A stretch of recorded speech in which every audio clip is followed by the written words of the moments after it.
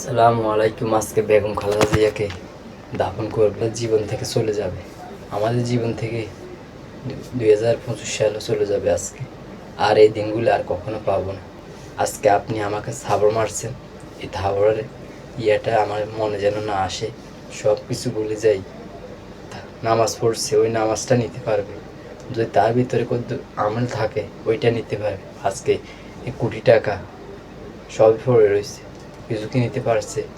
কিছু পারে না ভাই। এটার থেকে আপনারা শিক্ষা নেওয়া দরকার। তিনবারের প্রধানমন্ত্রী টাকা পয়সার জন্য মানুষকে মেরে ফেলায়, সব কিছু ভুলে যাই, তার থেকে শিক্ষা নিই। এখনও সময় আছে, ভালো হয়ে চলি। 2026 সাল ধরে আমরা সবাই মিলেমিশে থাকবো, এটাই প্রতিজ্ঞা করি। কেউ কারোর সাথে মারপিট করবো না, ঝগড়া করবো না, সবাই ভাই ভাই।